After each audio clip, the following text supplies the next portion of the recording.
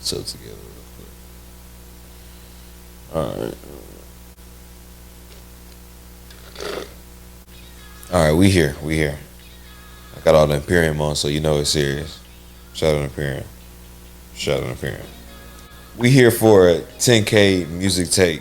You know what I'm saying? I think it's only right we do some music reviews on this side because my boy Easy been holding it down with the Easy reviews on the other side of the couch, doing all the shows and movies and stuff that he likes. So I'm got to talk about the music that I like. You feel me?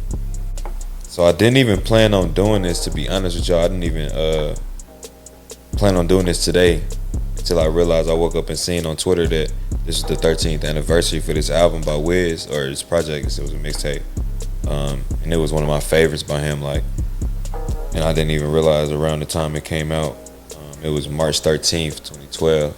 So this was a year after he dropped Rolling Papers, which was his first major label debut. He was with Roston Records before, but he was with Atlantic. He got signed to Atlantic by then. So this is 2012, a year after that. But in general, he had like 10 to 12 albums, projects out. But this one hit with me. Like, this was the first, other than Cushion Orange Juice. I got onto that later just because I was a little younger. I wasn't like Spin Real and all that. I really just got hip to that a little after, so he was still kind of underground, for my age group at least. This is the first project I heard other than singles and some good songs that he had out, but this really stood out to me because of the production, like top to bottom, and looking back at what these producers have done since this time, like legends. This shit was Hall of Fame for real, for real. His flows on this shit, I think Wiz just in general, like, he goes underrated, you know what I mean? Low key, people don't be talking about it. He can really rap. Like, and on this, he was really rapping on hella different kind of beats and flows and songs and shit like that. Yeah, it was 17 songs, a little over an hour. Taylor Allderdice. I didn't even realize until today when I was doing research on it that there was the name of the high school he went to in Pittsburgh. So that's where he got the whole Taylor Gang shit from. So that's dope. And especially because around this time, after he got signed to Atlantic, he was really getting stuff in motion to really get the Taylor Gang as a label and, you know what I'm saying, a collective together. So you can hear that all throughout this one. Like, and it's cool because on the end of every song, he got interviews that he had with Rob Markman, who at the time I think he was with MTV, but he with Complex now. He a good journalist. He got good interviews and stuff like that on Complex. But yeah, Wiz is talking shit, you know what I'm saying, between the songs, before and after some of them. Gotta talk about, just get a rundown of what's going on overall. I ain't gonna do every song. I'll probably do like top 5 and some honorable mentions, because all of these is crazy for real. But overall, you got production from ID Labs, Cardo all through this. He was, you know what I'm saying, with Taylor Gang when they was forming their stuff. You got Sledgerin, he on the engineering too.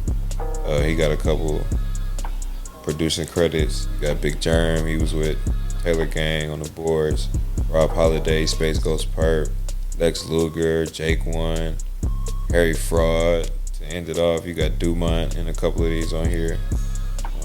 Sparky Banks, like, the production on this was crazy.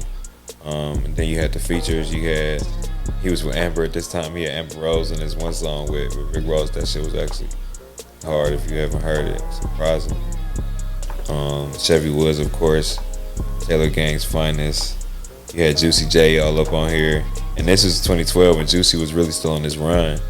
That shit was hard. And then you had Lola Monroe. She was a Taylor Gang artist too. I'm not sure if she's still signed to them. But her flow, her verse on this song, Nicole, was tough. But yeah, let's get into it. Like I said, I'm not gonna do every song, but I'll give y'all my top 5. Number 5, I think I'm gonna go my favorite song with Juicy J. That's the produced by Rob Holiday. That shit was hard. I think, like I said earlier, his ability to flow on different kind of beats, I think this was a good example of it. I like how it start off and the beat is just kind of, you know what I'm saying, it's low laying down. Wiz able to flow. You can really hear what he's saying. Then when the beat come in, that shit hard. Juicy J get on his verse on his OG shit. You feel me? But yeah, Wiz's cadence on this was tough. I feel like I said, it was a good example of how he was able to flow on different sides of the beat. Number 4, I gotta go California. That's the second song on here. My favorite song was number 11. California, Wiz was walking on here. This was a Cardo beat. Wiz and Cardo was undefeated. They like Shaq and Kobe. I ain't gonna lie.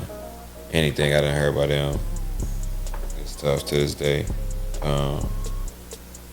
It sound like California. For real, in the day of Wiz, you feel me? And on the chorus, he literally say, "I just want to ride in the ride with my top down, smoke weed with my niggas." Like that shit was cool. Wiz was walking that shit. Yeah, the beat was tough. I love the clap.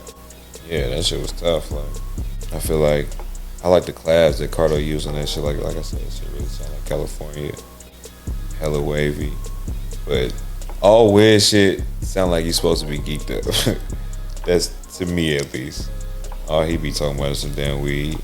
But yeah, this song was just hella wavy. I think it was a good like I said, it was the second song, so it was a good kind of opposition to the first one, where that was like kind of super mellow. This one had a nice bounce to it.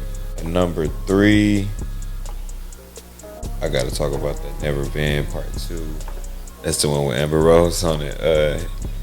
Her and Rick. Even though I ain't gonna give Rick Ross too much support, I can't mess with him, man. That man ripped off a whole nother man, bro. I can't even. He cool with the music stuff. That shit just kind of crazy to me. But Sledgerin on the beat, this beat was insane. I feel like Amber Rose could have been anybody. Like, you can't sound bad on this. But Wiz was walking on this bitch. Like, if I say he was walking on California, he was moonwalking on Never Been Part 2. This shit was crazy. It was 3 minutes, 50 seconds. All of these songs, it was kind of like, he gave you full songs, other than a couple were like around 2 minutes. But most of these is like, you know what I'm saying, 3:30 plus or 4 minutes. This shit was hard. And when Amber came on, or like on certain parts of the beat, like it would get low. You had a violin on it. This shit was dope. Sledgerin was for showing his bag on this one. Number 2, I'm gonna go Blindfolds. That's the last song. Harry Fraud produced. You already know what that's talking about. Juicy J on here. I think this was his best verse on this whole project, and one of my personal favorites by him in general. I think he's so crazy for being able to really keep up. You know what I'm saying? Especially if this is 2012, he still be, you know what I'm saying, on songs and verses and stuff. But Juicy was spitting on this one, but this beat was crazy. This shit was like the perfect ending. Blindfolds feel like it's like the color of the hoodie I'm wearing. Like, it's, you wavy, you chilling. That shit tough. My favorite song in here is Guilty Conscience. Number 4. I think that's like, I would kind of say the most turned song on here.